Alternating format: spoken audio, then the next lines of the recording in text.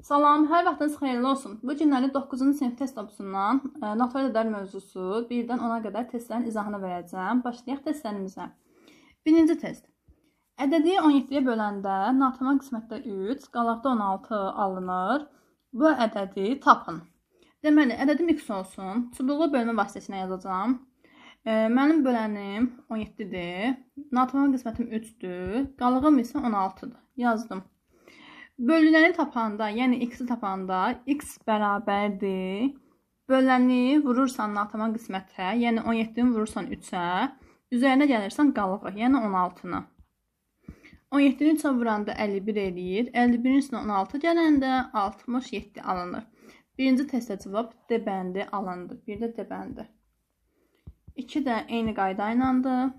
Deyir ki, ədədi 19-a böləndə natamam qismətdə 3, qalıqda 14 alınır. Bu ədədi tapın. Ədədi bilmirəm, x olsun. Bölürəm 19-a. Deməli, bölənim 19-dur. Natamam qismətim 3-dür, yazdım. Qalığım da 14-dür. Bölünəni, yəni x-i tapanda x bərabərdir.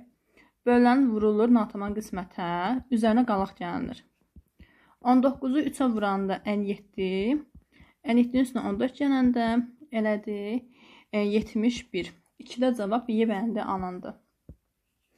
Üçüncü test. Ədədlərdən hansı 18-ə qalaqsız bölünür? 18-ə bölünmə əlaməti necədir?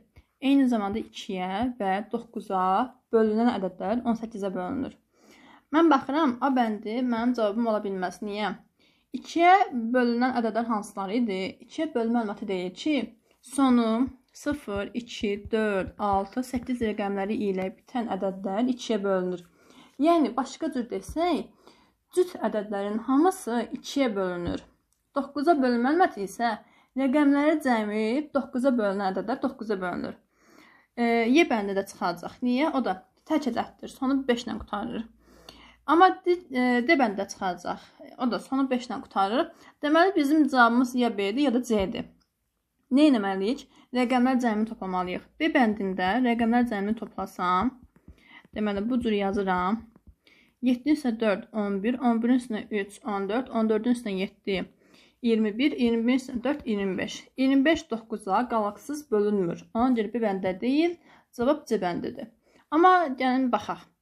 Deməli, 4 üstə 7 üstə 7 üstə 5 üstə 4 toplayaq. 4-ün üstünə 7, 11, 11-in üstünə 7, 18, 18-in üstünə 5.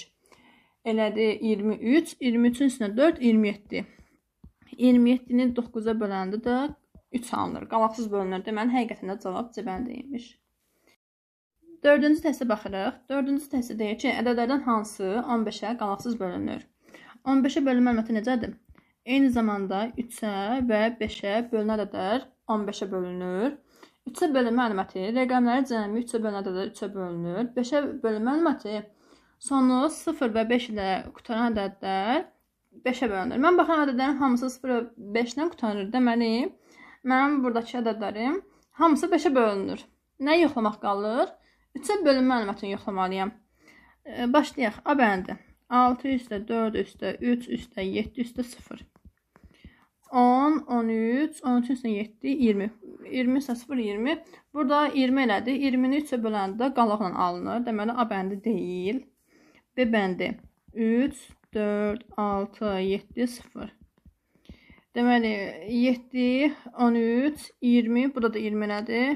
Bu da qalıqsız bölünmür. C-ni toplayaq. 4 üstə 5, 9. 9-un üstünə 6, 15, 17. 17-in üstünə 5, 23. Deməli, bu da qalıqsız bölünmür. C-ni çıxdıq. D bəndi. 3, 4, 7, 4, 0. 7, 14, 18. 18-i 3-ə böləndə qalıqsız bölündüyü üçün, yəni 18 bölü 3, 6 edir, qalıqsız bölünür. Deməli, 4-də cavab D bəndidir. Y bəndini yoxlamağa ehtiyac qalmadı. 5-ci test. X-in hansı qiymətində ədəd 9-a qalaqsız bölünür? 9-a bölünmə əlaməti deyir ki, rəqəmləri cəmi 9-a bölünən ədədlər 9-a bölünür. Mən də rəqəmlər cəmi toplayıram. 2-in üstünə 3, 5, 5-in üstünə 5, 10, 10-un üstünə 4, 14. 14 üstə gəl x. X bilirsiniz ki, bir rəqəm nə ədəddir? 0-dan 9-a qədər rəqəmlər ala bilər. Deməli, mən bura nə qoya bilərəm? Aydındır ki, 14-ün üstünə 4 gəlsəm 18 eləyər. 18 də 9-a qalıqsız bölünür. Deməli, mən bura 4 yaza bilərəm. 5-də cavab Y bəndi alınır. Keçdik 6-cı testə. 6-cı testdə deyir ki, ədədi 8-ə böldükdə qalıq hansı ədəd ola bilməz? 8-ə böləndə qalıq nə ola bilməz? Siz bilirsiniz ki, qalıq böləndən kiçik olmalıdır. Yəni, başqa sözlə, bölən qalıqdan həmişə böyükdür. Mənim bölənim 8-dir. Mən burada x-ə nə verə bilərəm? Verə bilərəm 1, 2, 3, 4, 5, 6, 7. Ən maksimum 7 verə bilərəm. 7-dən böyüklər ola bilməz. 8 olsa, 8 ilə 8 bir-birinə bərabər olur. Bu deyir ki, ancaq böyük olmalıdır. Demək ki, böyük bərabər ola bilər. 9 ola bilməz, 10 ola bilməz. Çünki qayda mənə deyir ki, qalıq böləndən kiçik olmalıdır. Mən də fikirləşirəm ki, mənim bölənim 8-dirsə, qalığım nə ola bilər? 1-dən 7-yə qədər ola bilər. Ona görə də 6-da cavab B bəndidir. 9 ola bilməz. 7-ci test. Ədədlərdən 2 və 5-ə tam bölünəni göstərin. 2-yə bölünən ədədlər sonu 0, 2, 4, 6, 8 rəqəmləri ilə qutaran ədədlər 2-yə bölünür. Yəni, başqa sözlə, cüt ədədlər 2-yə bölünür. Məsələn, mən baxan kimi B bəndini çıxıram, D bəndini çıxıram. Niyə? Sonu 5 ilə qutarır, tək ədəddir. Bu 2-yə bölünmür. 5-ə bölünmə əməti isə deyir ki, sonu 0 və 5 ilə qutaranlar 5-ə bölünür. Mən C bəndini çıxıram. Niyə?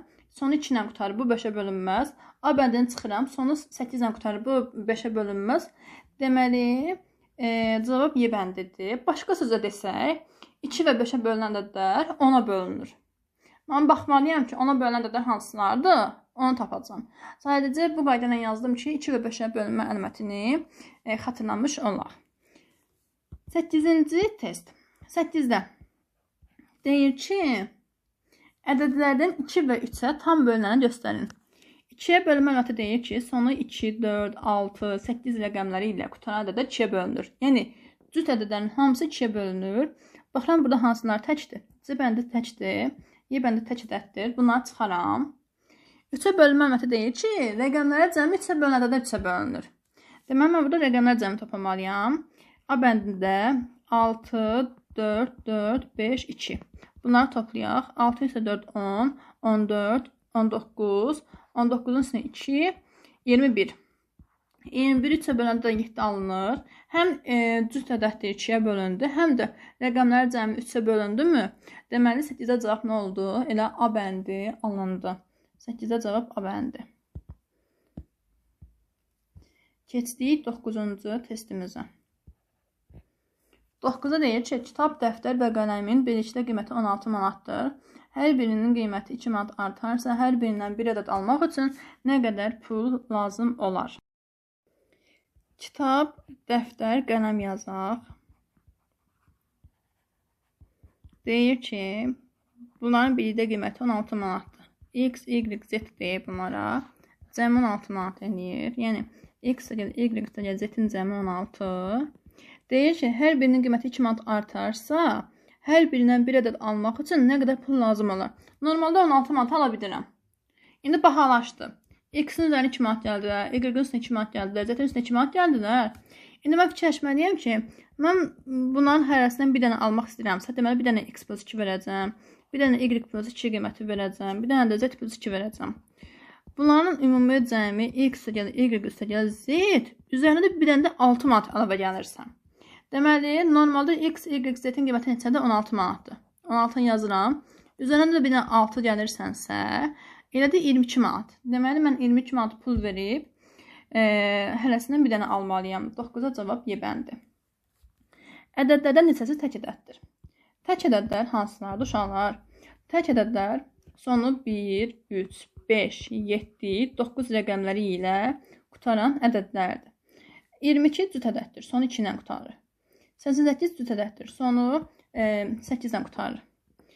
100 cüt ədəddir. Sonu 0-la qutarır. 300 cüt ədəddir. Sonu 0-la qutarır. 300 təkdir, 399 təkdir, 55 ilə 63 də təkdir. Deməli 4 dənəsi təkdir, qalanları cütdür.